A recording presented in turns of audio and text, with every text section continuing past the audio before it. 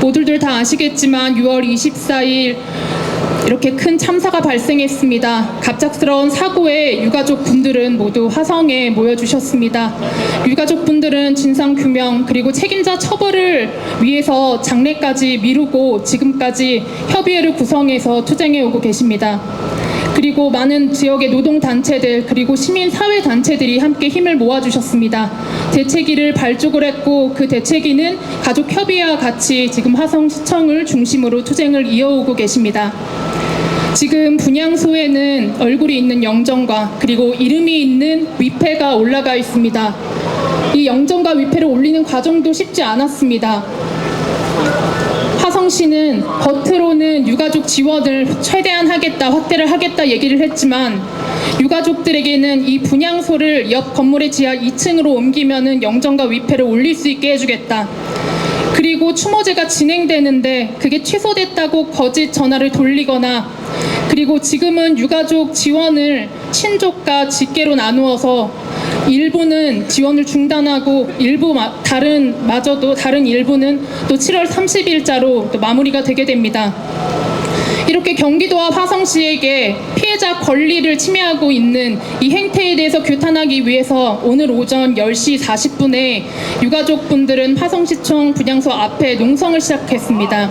그리고 시장 면담을 요구하면서 지금은 같은 시간 7시에 추모제를 진행을 하고 있는데요. 화성시청 그러니까 시장실 앞에서 이 추모 문화제를 진행하고 계십니다. 저희 현장에 함께 할 수는 없지만 이 추모하는 마음, 투쟁을 함께 하겠다는 마음을 담아서 오늘 추모제 진행했으면 좋겠습니다. 첫 발언 청해 듣겠습니다. 오늘도 농성장에서 계속 유가족들과 함께 계시다가 서울로 올라오셨습니다. 이준호조 우다야라이 위원장님의 추모 발언 듣겠습니다.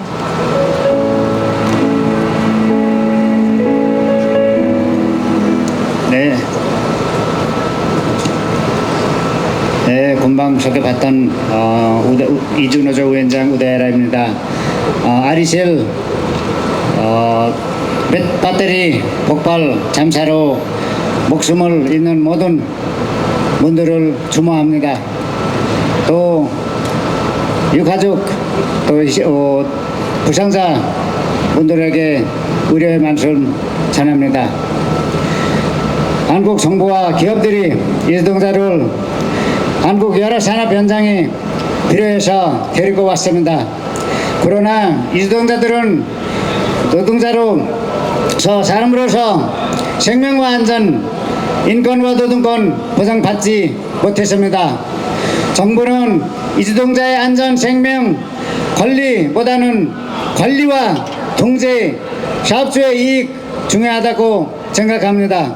그러나 이 노동자의 안전사고가 계속해서 발생하고 있고 죽음을 잃는 목숨을 잃는 이 노동자 늘어나고 있습니다. 이 노동자들이 내국인들이 기피하는 현장에 더 열악하고 위험한 현장에서 노동하는데 정부와 사업주는 근본적인 안전대책과 권리 보장 없이 이 노동자 더 눌러야 한다고 하고 있습니다. 내국인이 기피하는 열악한 산업 현장의 위험한 근로 조건, 안전 상황 개선해야 한다고 생각하지 않습니다. 이 노동자들이 값싸게 벌어먹기 위해 위험한 노동 조건 그냥 놔두고 유지하라고 합니다. 아주 이 노동자들이 말하는 기계로만 생각합니다. 이 노동자가 열악한 일터를 개선해야 한다고 요구를 하면 사업주들은 너네 나라보다 몇 배나 임금이 주고 있으니 그걸로 다 보장되지 않느냐라고 합니다. 이 노동자의 생명과 안전 권리는 돈으로 비교해서도 안 되고 바꿔도 안 됩니다. 아리셀 리튬 전지 회사 배터리 폭발 참사는 살인과 마찬가지입니다. 이 노동자에 대한 기본적인 안전 교육이 없었습니다. 3만 원 내지 않아서 안전보건 주가 컨설팅 받지 못한 아리셀 3년 동안 안전우수 사업장으로 선정되는 게 말이 됩니까? 이런 식으로 거짓 안전보고에서 운영되는 사업장 수두룩 합니다. 그런 사업장에서 이주동자들이 일하고 있습니다. 이것을 한국 산업 현장에 만연한 위험 노동 상황입니다. 위험한 현장의 근로조건 개선을 위해 이제는 제대로 된 대책 세워야 합니다. 이제는 바꿔야 합니다. 이주동자가 주로 일하는 50인, 30인 미만 사업장 안전시설 개선 획기적으로 개선해야 합니다. 이주동자 안전교육 목국어로 정기적으로 해야 합니다. 위험한 사업장에 벗어날 수 있도록 사업장 변경의 자유 보장해야 합니다. 모든 이주동자들 노동부가 관할해서 안전정보 관리 감독 철저히 해야 합니다. 이주동자들이 내가 거기 그 현장에서 일하면 사망할 수 있다라고 알면서도 일할 수밖에 없는 상황입니다. 법제도가 그렇게 돼 있습니다. 이런 법제도 강제노동 할 수밖에 없게 하는 법제도 바꿔야 합니다. 오늘 저 화성 시청 분향소 앞에 갔다 왔습니다. 화성시는 이 가족들이 직계 가족만 30일까지 지원을 해주고 숙식 지원을 해주고 친척들이는 내일 10일까지만 지원해준다 라고 합니다. 우리는 재발방지 대책 마련 진정 규명 책임자 처벌 유가족 적절한 보상을 위해 도전하고 있습니다.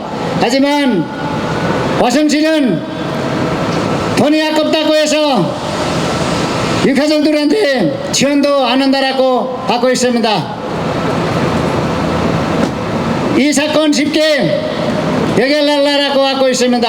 아까 사회자께서도 얘기했듯이 유가족들이 갈려치려고 따로따로 면담하자라고 하고 있습니다.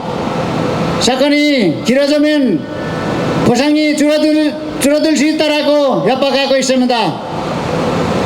이렇게 협박하는 게 아니라 어떻게 이런 참사가 일어났는지 진상을 규명하고 책임자 처벌해야 합니다. 이것이 화성시 한국 정부가 해야 할 일입니다. 이제 더 이상 이런 참사 일어나서는 안 됩니다. 우리 모두가 이런 참사 막을 수 있도록 모든 2,500만 넘는 이주동자들이 안전하게 일할 수 있도록 현장을 바꿔야 합니다. 그때까지 우리 투쟁을 멈출 수 없습니다. 감사합니다.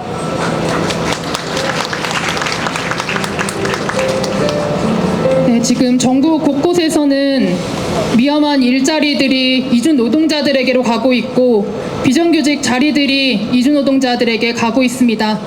조선소에서 산업재해가 정말 많이 발생하고 있고 이주 노동자들이 다치고 있습니다. 지금 특히나 이 노동자들을 위한 투쟁이 필요한 것 같습니다. 저희 구호 한번 외치겠습니다. 위험해! 이주화 중단하고 이주 노동자 안전대책 마련하라! 마련하라! 네! 저희 지난 7월, 6월, 7월은 정말 많은 참사가 좀 발생했던 달이기도 했습니다. 작년 7월에는 그 청주에서 베트남에서 온 이주 노동자 쿠아님이 건설 노동 현장에서 아파트 현장에서 떨어져 죽는 사망 사고가 일어나기도 했었고요. 그리고 강물이 침범해서 오송 지하차도 참사로 14명의 시민들이 돌아가시기도 했습니다. 충북 지역에서는 이런 중대재해 참사들, 이런 시민재해 참사들을 같이 시민단체들을 모아서 1년 동안 꿋꿋하게 투쟁을 이어오고 계십니다. 관련해서 민주노총 충북지역본부의 이주용 조직 부장님 모시고 관련 투쟁 발언 듣겠습니다.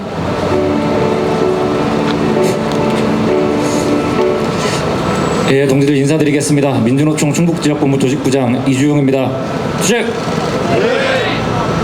일단 말씀을 드리기에 앞서서 이번 아리셀 중대재해 참사로 희생된 분들의 명복을 빕니다.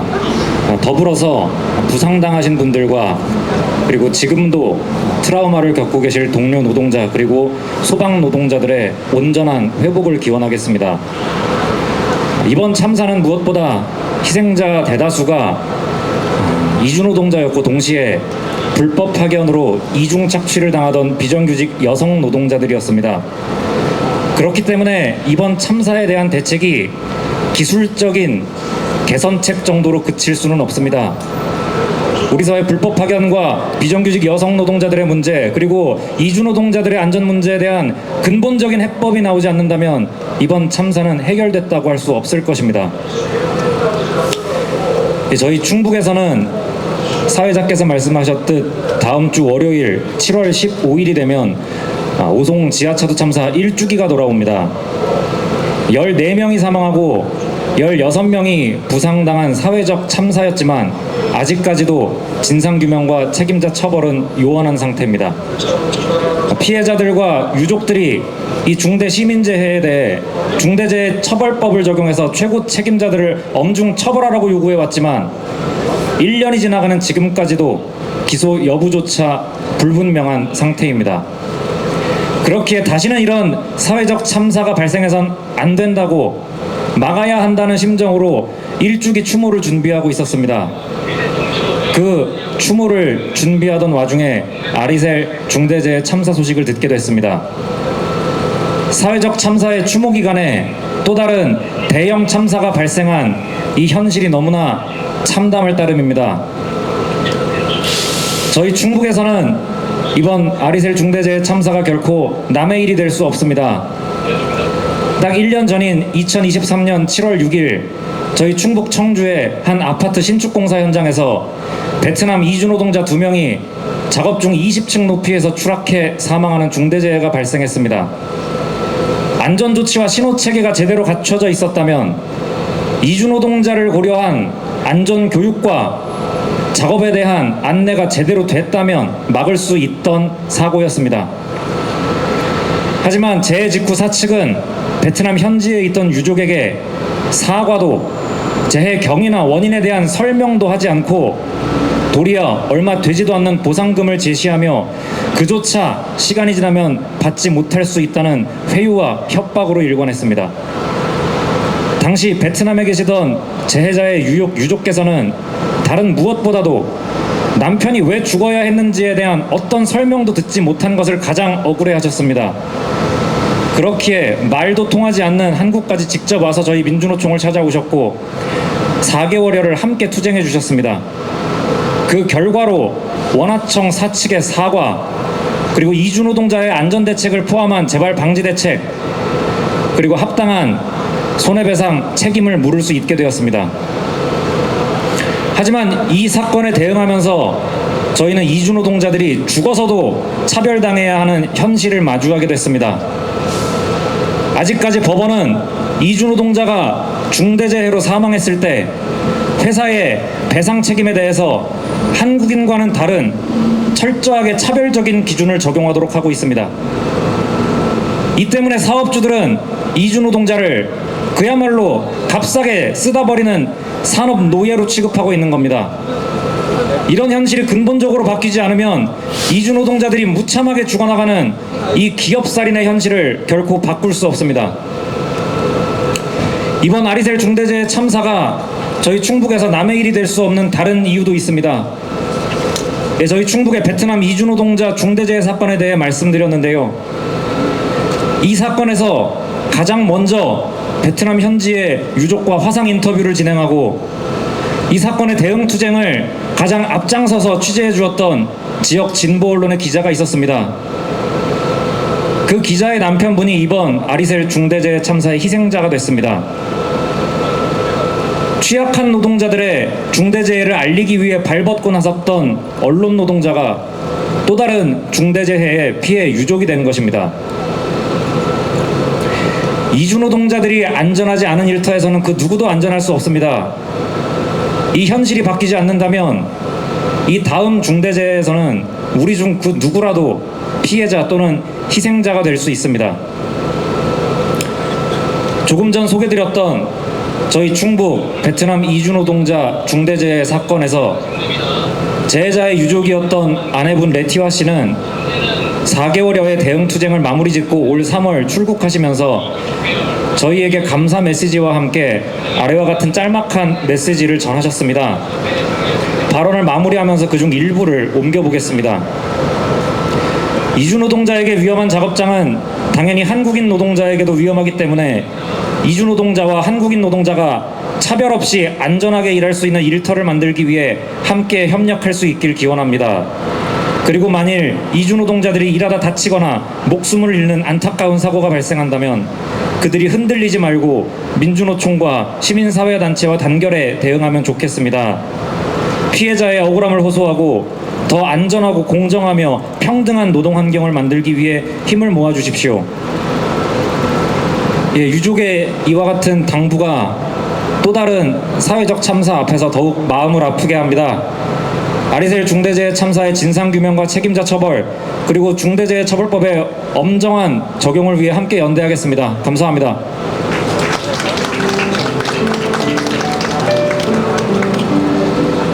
네, 발언해주신 것처럼 이 아리셀 투쟁 말고도 오송 지하차도 참사가 중대재해처벌법 적용으로 엄중히 처벌받을 수 있도록 재발방지 대책이 제대로 마련될 수 있도록 하는 투쟁에 모두 힘을 모아주셨으면 합니다. 이번 주 월요일에는 유가족들을 대상으로 하는 경찰의 브리핑이 있었습니다. 거기에서 밝혀진 사실 중 하나는 이 아리셀에서 일어난 참사가 비슷한 유형의 재해가 이전에도 몇 번이나 반복이 되었다는 사실이었습니다. 이처럼 중대재해는 산업재해는 같은 사업장에서 반복해서 일어나는 경우가 정말 많습니다. 위험한 현장으로 노동자들이 내몰리고 반복해서 똑같은 이유로 노동자들이 사망하고 있습니다. 그 중에서도 쿠팡은 정말 악명이 높습니다. 몇 년 동안 이 과로 노동으로 쿠팡 노동자들은 계속해서 과로사로 사망해 가고 있습니다. 오늘 주문하면 내일 새벽 배송으로 물건을 받아볼 수 있습니다. 이 서비스를 가능하게 하는 것은 이 과로로 노동하는 노동자들 덕분입니다. 그렇지만 쿠팡 본사는 전혀 책임지지 않고 있고 지난 5월에도 비슷한 사례로 또 한 명의 노동자가 사망했습니다. 관련해서 투쟁을 계속 해오시고 계십니다. 추모 발언 이어듣겠습니다. 강민욱 전국 택배노조 쿠팡본부 준비위원장님의 추모 발언 듣겠습니다.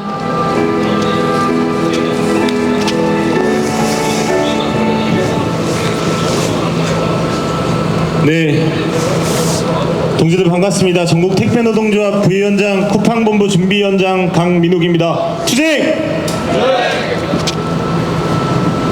무엇보다 아리셀 중대재해 참사로 돌아가신 우리 노동자분들에 대해 진심으로 명복을 빕니다. 오늘 이 자리에 오니 지난 팬데믹 시절 돌아가셨던 26분의 택배 노동자들이 생각납니다. 개처럼 뛰고 있습니다. 이번에 과로사하신 쿠팡 로켓 배송 택배 노동자 고 정슬기님의 말입니다. 사람들이 잠든 새벽 5시 24분 자신의 업무가 끝나기도 전에 다른 동료 기사를 도와주러 가라는 원청 쿠팡 CLS의 추가 업무 요구에 고인은 자신을 개에 비교했습니다. 고인은 모두가 잠든 시간 어두운 거리를 오가고 계단을 오르내리며 로켓 배송을 했습니다. 하루 3번이나 캠프와 배송지를 오갔습니다. 그것이 하루에만 100km가 넘습니다. 남들은 심야에 한 번 배송하기도 어려운 것을 하루 3번 해왔던 고인은 결국 자신들의 아이들이 보는 앞에서 쓰러지고 말았습니다. 쿠팡은 야간 로켓 배송에 대해 아침 7시까지 무조건 배송해야 한다는 원칙을 세웠습니다. 이를 지키지 못했을 땐 택배 노동자들로부터 배송구역을 회수해 갑니다. 택배 노동자에게 배송구역은 곧 일자리입니다. 고인은 밤 8시 30분, 새벽 1시, 새벽 3시 30분마다 나오는 물건을 배송지를 오가며 배송해야 했고, 특히 마지막 3차 물건을 싣고 아침 7시까지 배송을 끝내기 위해 쉼없이 달려야만 했습니다. 고인은 평소에 다리가 성할 날이 없었다고 했습니다. 어두운 거리와 계단에서 다치기 십상이었고 가족들은 자주 약을 발라주었습니다. 고인은 진통제를 달고 살았습니다. 어려운 배송 업무를 견디는 일은 쉽지 않았습니다. 하루 노동시간 10시간 30분, 주 6일 근무 63시간, 업무상 질병 기준 야간 노동 할증 시 주간 노동 시간이 77시간이 넘습니다.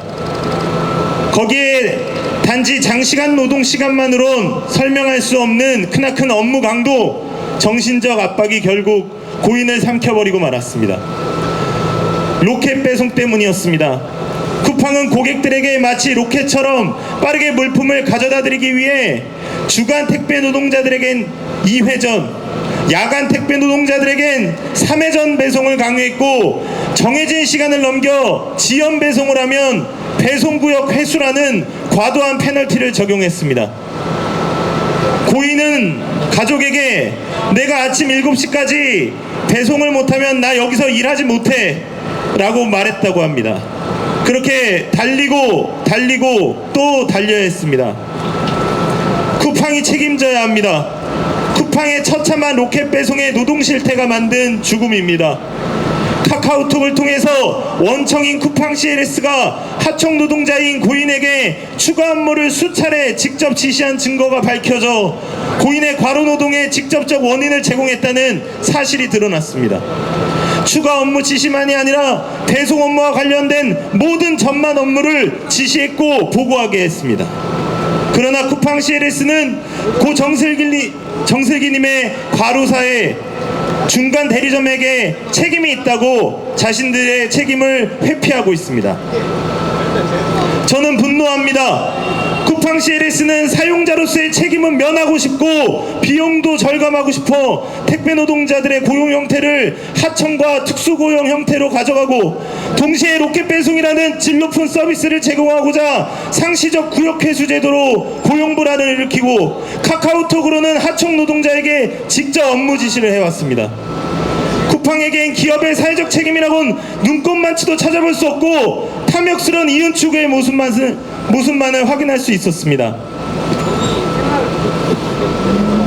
이번에 아리셀 중대재해 참사로 돌아가신 대다수의 노동자들도 하청 노동자이자 비정규직 노동자인 것으로 알고 있습니다. 고 정슬기님을 비롯한 택배 노동자들도 하청 노동자이고 특수고용 노동자들입니다. 노동에 가장 취약하고 약한 고리에 있는 노동자들에게 참사가 집중되는 이유가 무엇인지 우리는 다시금 생각해 보아야 합니다. 노동 상권도 제대로 보장받지 못하고 다치지 않고 일할 수 있는 기본적 권리도 보장받지 못하는 곳, 기업의 탐욕만이 있는 그곳에서 노동자들의 참사는 일어날 수밖에 없습니다. 다시 한번 화재 참사로 돌아가신 우리 아리스텔 노동자분들의 명복을 빌며 제대로 된 사과와 책임자 처벌, 재발 방지 대책이 마련될 때까지 함께 투쟁하겠습니다. 감사합니다. 투쟁!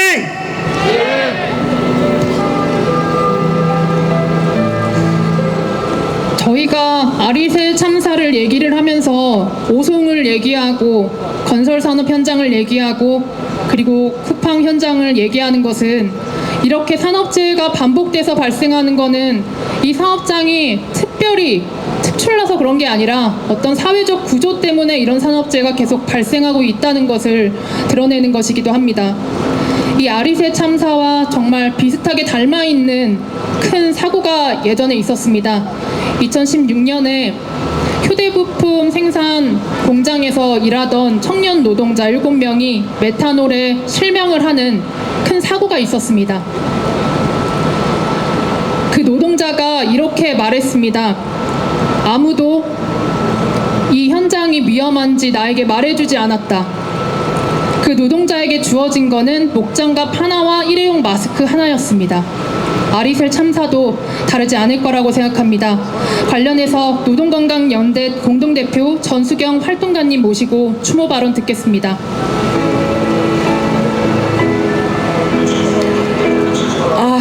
네, 그 어떤 때 마이크를 잡았을 때보다 사실은 떨립니다. 막을 수도 있지 않았을까 하는 생각에 계속 잠을 못 이루는 날들입니다. 2016년도에 그때는 노동자들의 시력을 앗아간 그 파견 노동이 지금 더 많은 노동자들의 생명을 앗아갔습니다. 그때 파견 노동이라고 하는 것은 공장에서 필요한 인력을 승합차에 태워서 공장 앞에 내려줍니다. 그날 하루치 일을 합니다. 옆자리의 동료가 누구인지 궁금하지 않습니다. 내일 나올지 안 나올지 모르니까요. 위험한 물질을 쓰는지 관심을 둘 여력이 없습니다. 하루치 일당 받고 퇴근해야 되니까요. 야간 근무하면 시급이 더 높으니까 야간만 뛰기도 합니다.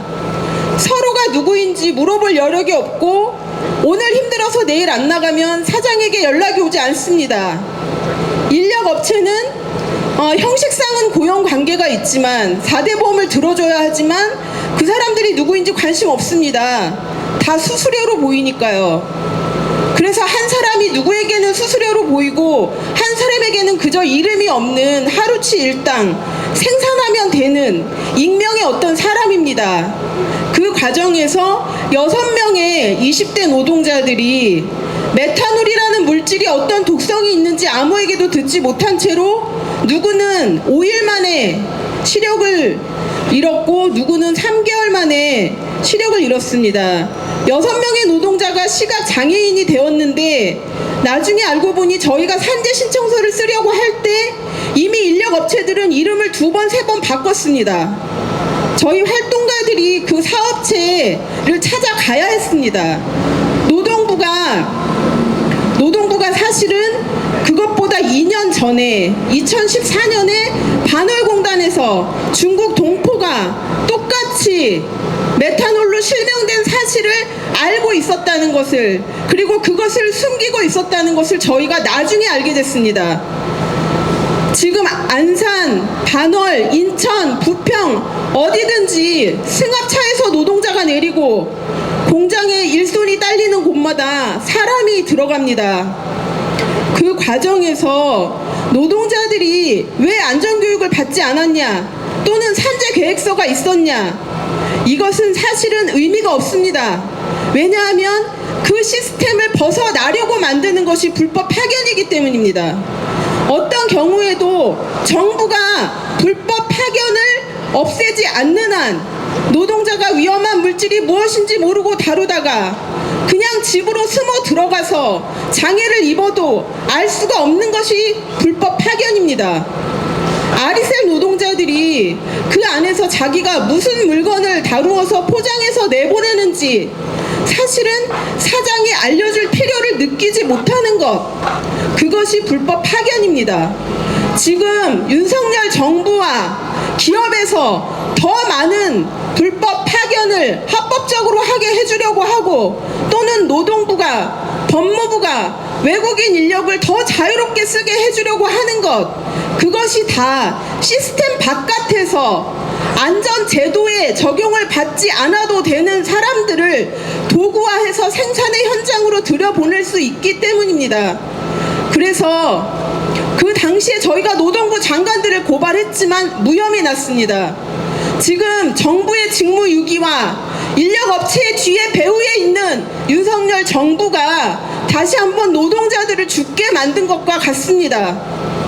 그래서 저희가 산재단체지만 그 어떤 대책보다, 안전계획보다 불법 파견이 먼저 없어져야 노동자가 눈이 멀지 않을 수 있고 생명을 빼앗기지 않을 수 있습니다. 저는 윤석열 정부, 법무부, 노동부가 이것을 모르지 않는다고 생각합니다. 그러나 기업의 필요에 의해서 일손이 부족한 곳마다 책임지지 않고 노동자를 쓰기 원하기 때문에 지금 불법 파견은 더 많은 돈을 벌어들이고 있습니다. 이것에 대해서 언론도 그리고 정부도 더 많이 관심을 가져야지만 그냥 이름도 모르게 옆자리에서 누가 일하다가 죽었는지도 모르게 이렇게 노동자가 죽어가는 이 현실을 막을 수 있습니다. 다시 한번 정부에 강력히 촉구해야 합니다. 불법 파견을 없애는 것이 먼저입니다.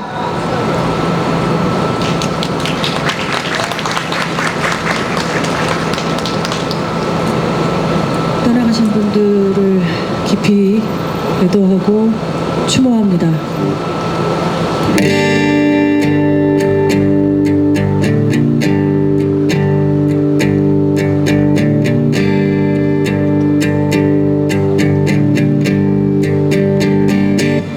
아프게 하지 마라, 눈물 흐르게도 마라, 상처 주지 말고 파괴하지도 말고 그냥 평화로운 바람 부는 대로 두어라, 가만히 두어라. 아프게 하지 마라, 아프게 하지 마라, 좌절하지 않게 하여라.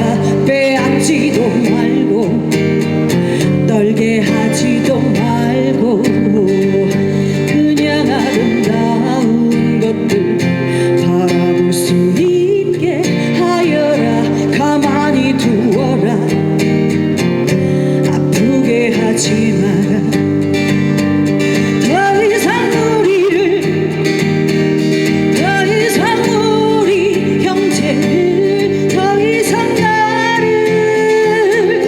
더 이상 그 무엇도 내 이웃을, 아이들을, 이 세상을, 더 이상 우리를 아프게 하지 마.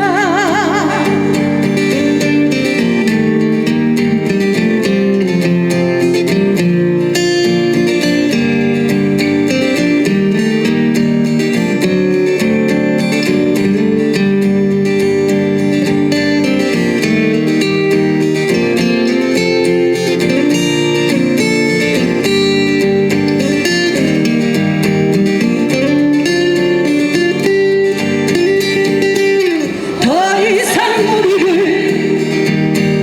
더 이상 우리 형제를, 더 이상 나를, 더 이상 그 무엇도 내 이웃을, 아이들을, 이 세상을, 더 이상 우리를,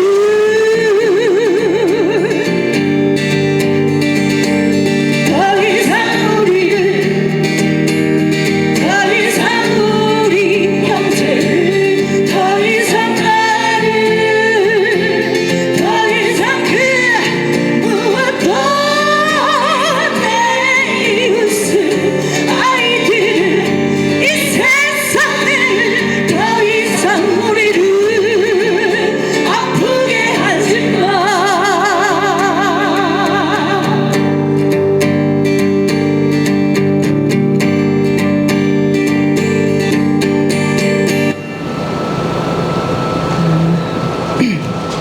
모든 위험의 외주화 속에서 불안하고 공포스러운 현장에서 일하시는 많은 분들, 오늘 살고 있으나 내일은 죽을지도 모른다고 생각하면서 사는 우리 모두들 깊이 위로하고 또 이 현상을 바꾸기 위해서 우리 모두 움직이고 행동해야 하지 않을까라는 생각을 해봅니다. 오송 지하 노참사 때 그저 아침에 출근하는 길이었는데 돌아가신 분들, 버스에서 퇴근하고 집에 갔더니 집이 침수되어 돌아가신 우리 동지, 그리고 그 수없이 많은 그저 일상을 살아내고자 했던 의지밖에 없는데 죽음에 노출돼 버린 많은 동지들과 노동자들을 생각하면서 만든 노래 한 곡 더 하겠습니다.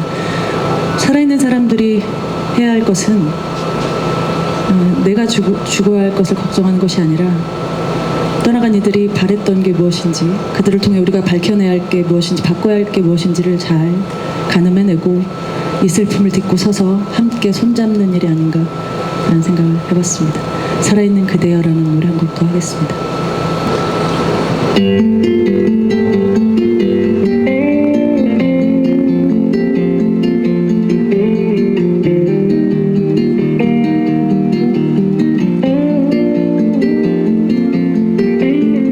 세상의 속도와 기대에 맞추려 길을 써가며 애를 써가며 목소리도 없이 이름도 없이 그저 살아남으려 했던 사람들,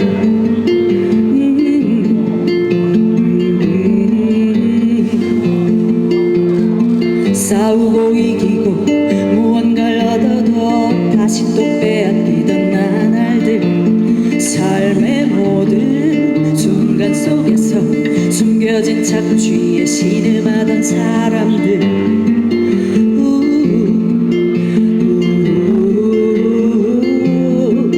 결국 두려움 너머의 세계로, 더는 고통이 없는 저곳으로 떠나갔네. 야만의 시대를 떠나갔네. 간절한 바람 속에서 살아있는 그대여 기억해야 하리. 떠난 이의 바람 새로운 길을 찾아 손을 잡아야 해. 살아있는 그대여 분노를 넘어서서 소리를 내야 하리. 서러움 딛고 서서 사선을 넘어가리.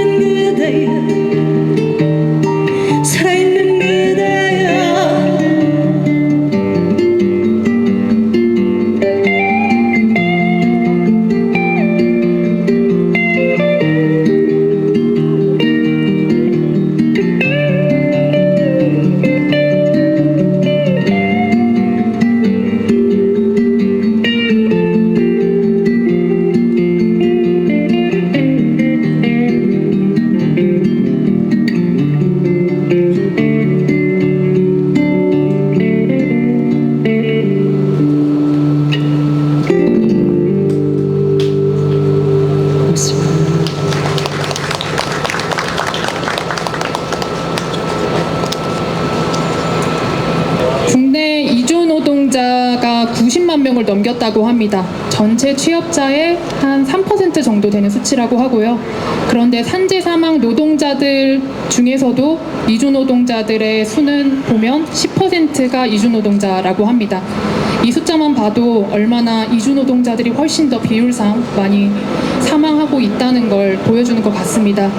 이 이주 노동에 관련한, 이주 인권에 관련한 활동을 계속 해오신 동지이십니다. 성공의 용산 나눔의 집의 강다영 이주인권 활동가님의 추모 발언 이어듣겠습니다.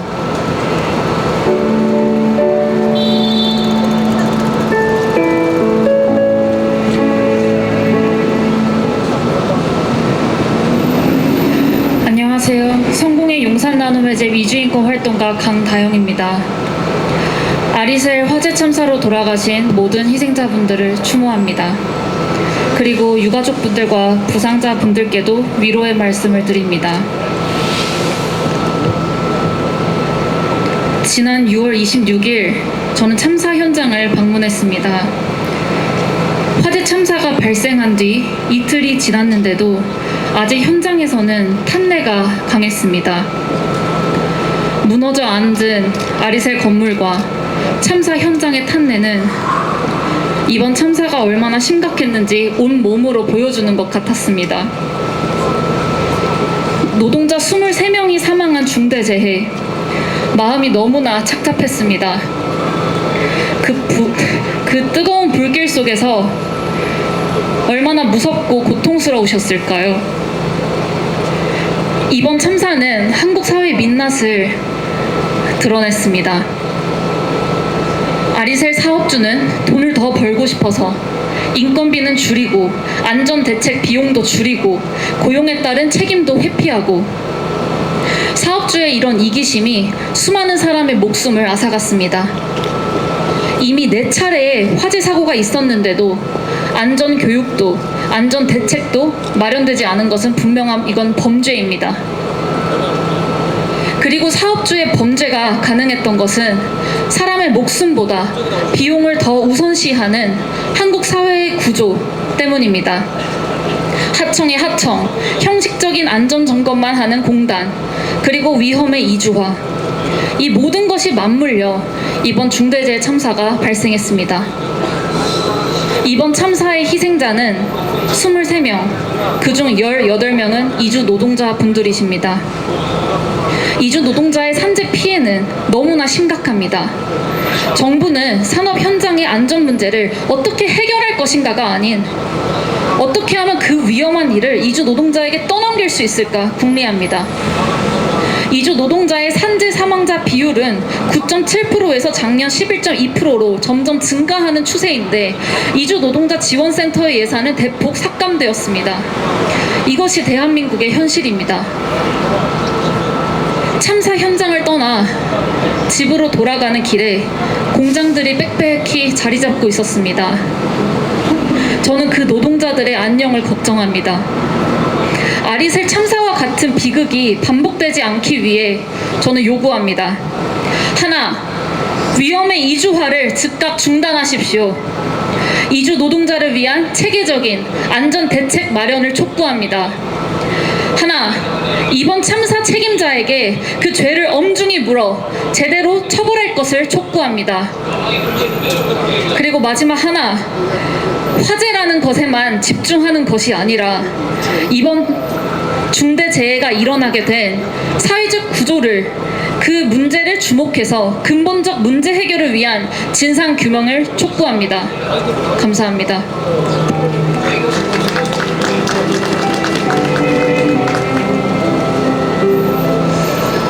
화성시청 앞에서는 이제 아까 말씀드렸듯이 매일 추모제가 진행이 되고 있습니다. 어제는 특별히 아리셀이 아닌 다른 산재로 이제 피해를 입으신 피해자들의 유가족들 모임인 다시는에서 또 화성을 찾아와 주셨습니다.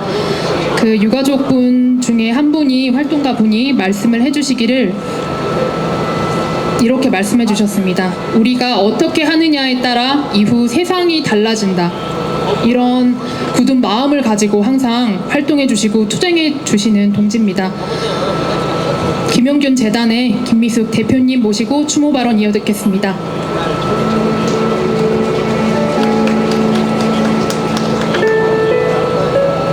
반갑습니다. 화성 아리셀에서 돈 벌러 왔다가 리튬 배터리 화재 폭발로 무려 23명이나 목숨을 잃었습니다.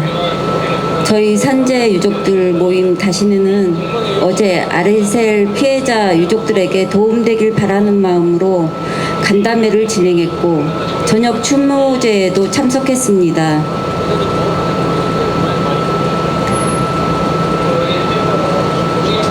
추모제에서 이주민 유족들이 사랑하는 자식과 가족을 잃은 심정을 눈물을 쏟아내며 통곡하듯 말씀하셨는데 저도 아들이 생각나 정말로 가슴 아팠습니다.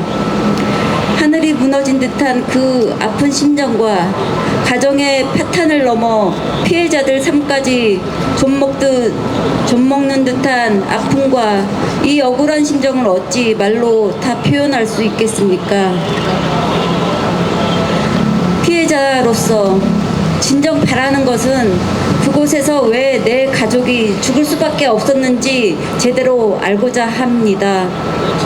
어떤 불행이 있었고 불법이 있었고 안전교육이 제대로 했는지 공장 지을 때 불연제로 지을 수는 없었는지 비상시 어떤 조치를 교육받았고 위험성이 큰 리튬 배터리 보관 관리가 적절했는지 배터리 온도가 올라갈 때 터지지 못하도록 진압 방법은 적합했는지 만약 터질 때 급박한 위험만큼 빠르게 탈출할 수 있도록 조치가 되었는지 이전에 4차례씩이나 화재 발생에도 재발 방지 대책은 사망 사고를 막는 데 부합했는지 관련 노동부는 관리 감독을 제대로 했는지 등등 모든 궁금증이 넘쳐납니다.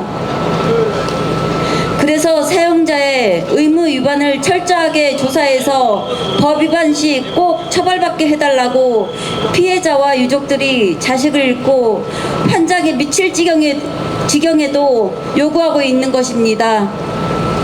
물론 처벌받는다고 죽은 가족이 돌아오진 못합니다. 하지만 더 이상 살아보겠다고 돈 벌러 갔다가 갑자기 이별로 인한 고통을 누구도 겪지 않아야 하지 않겠습니까? 아리셀 참사가 일어나고 아직 아무것도 해결된 것이 없습니다. 그런데도 화성시는 유족협의회와 대책위를 갈라놓거나 추모제조차도 못하도록 방해해왔던 걸로 알고 있습니다. 거기다 현재 유족들은 직계가족만 지원해주고 연관된 가족들의 지원을 당장 끊겠다고 합니다. 그래서 유족들은 지금 분향소 앞에 권리 침해에 대한 항의 농성을 시작했다고 합니다. 세월호나 이태원 참사처럼 유족들이 서로 뭉치지 못하도록 분산을 유도해 빨리 사건을 덮을 심산이 아닌지 심히 의심스럽습니다. 화성시는 유족과 피해자들에게 화성시로부터 받는 2차 가해로 더 이상 아픔을 주지 않도록 차별 없이 아낌없는 지원을 요구합니다.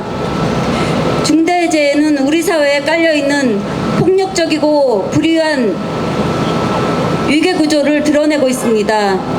위험의 외조화가 더 낮은 곳으로 이주되고 있습니다.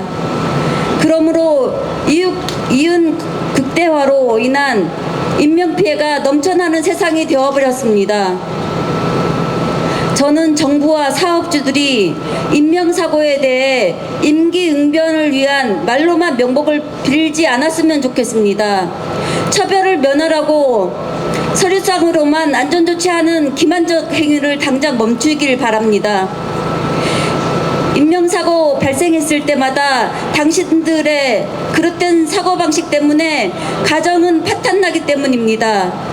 좀 더 양심적이고 진심으로 아파하고 각성해서 자신의 사업장에서 사고가 발생하지 않도록 관련법을 잘 지켜가며 최선을 다해 주셨으면 좋겠습니다. 우리 유족들은 이 억울하고도 비참한 죽음의 고리를 하루빨리 끊어버리고 싶을 뿐입니다. 아리셀 피해자와 유족들이 원하는 진상규명이 제대로 되길 바라며 그 길을 위해 올바른 정의를 향할 수 있도록 시민들 모두 힘을 보태주시기 바랍니다. 감사합니다.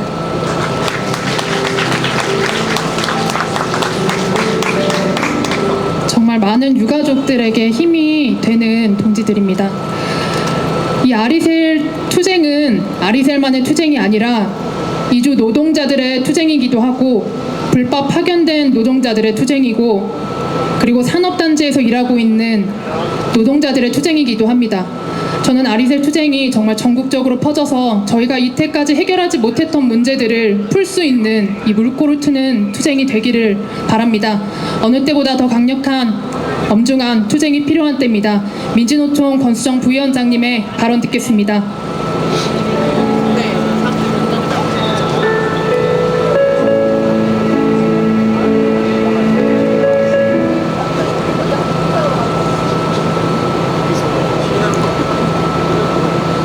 네, 노동조합 활동을 하며 가장 힘들 때가 열사라는 이름으로 동지를 땅에 묻어야 할 때입니다.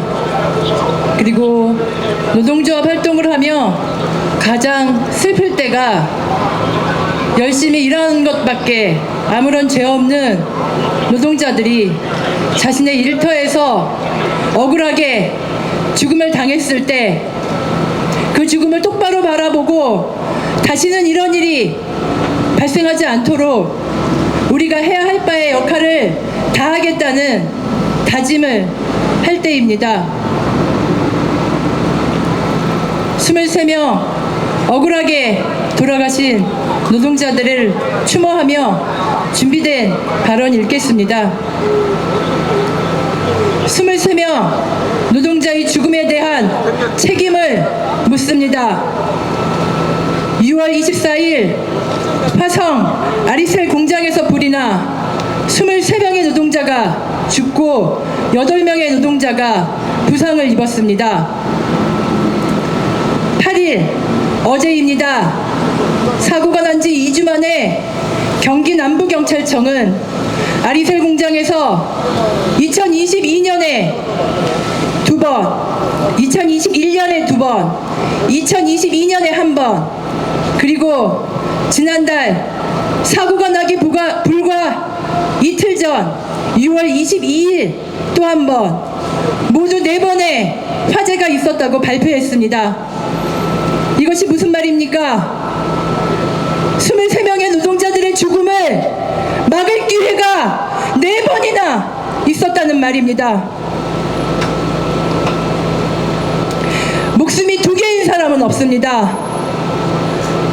아침에 출근하면서 오늘 저녁에 내가 현장에서 죽음을 당해 퇴근하지 못할 것이라고 생각하며 출근하는 노동자는 없습니다. 한 번쯤 죽음을 당해도 되는 노동자는 없습니다. 첫 번째 사고가 났을 때, 두 번째 사고가 났을 때, 그리고 세 번째 사고가 났을 때, 그도 아니면 네 번째 사고가 났을 때 노동부와 경찰은 뭘 한 것입니까? 마땅히 해야 할 화재에 대한 사건 조사와 재발방지 대책, 책임자 처벌을 하지 않은 경찰과 노동부가 23명의 노동자를 죽였습니다. 23명의 노동자의 죽음에 대한 책임을 묻습니다. 아리셀 공장에서 일하던 노동자들은 메이셀에서 불법 파견 고용된 노동자들입니다. 우리는 아리셀에 공급하는 근로자에게 근무지로 향하는 통근버스 사진만 문자로 보내줄 뿐 근로자들도 전화저의 직원 전화번호만 알지 얼굴도 모른다.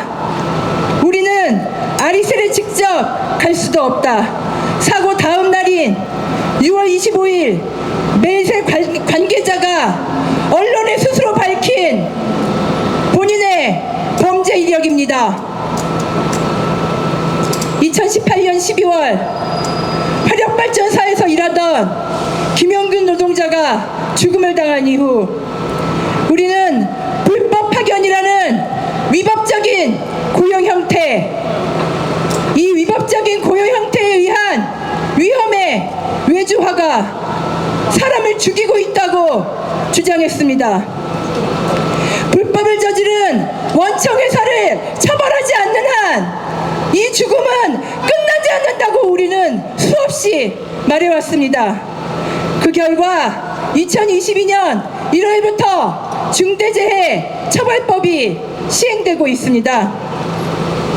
6월 25일 박순관 아리셀 대표는 기자들 앞에서 깊이 애도하고 사죄한다며 허리를 숙였습니다. 그리고 불법 파견은 없었다고 말했습니다. 이게 무슨 말입니까?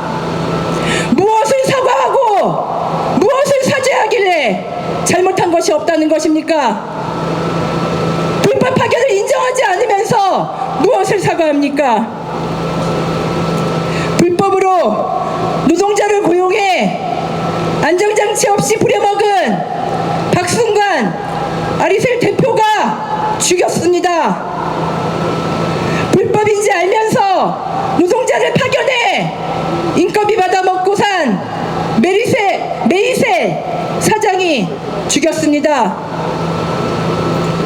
김영균 노동자가 죽은 후에도 위법한 불법 파견을 용인하고 불법한 외주화를 용인하는 대한민국 정부와 이 나라의 시스템이 23명의 노동자를 죽였습니다. 그런데 이것은 아직도 중단되지 않았습니다.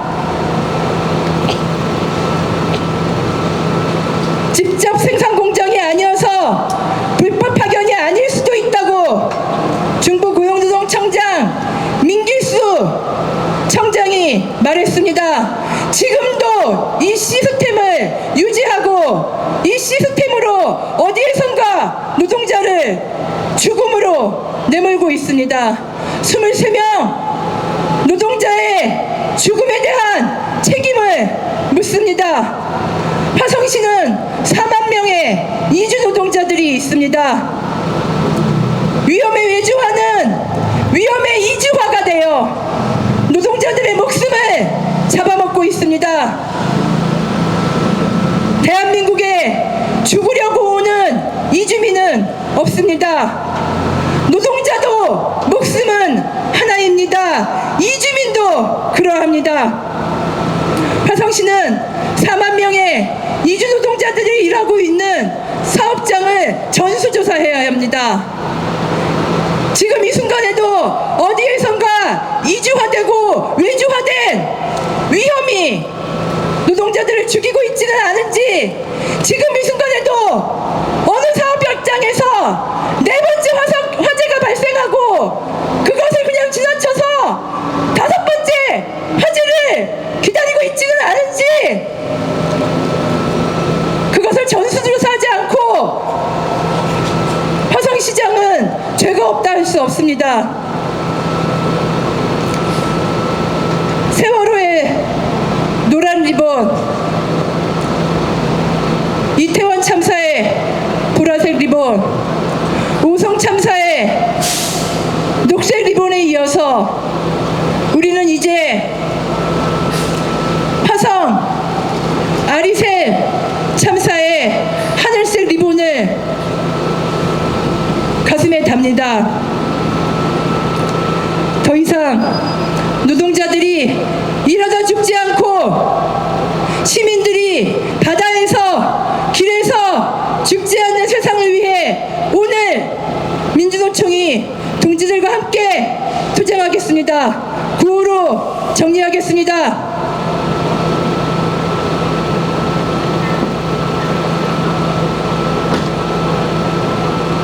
아리셀 중대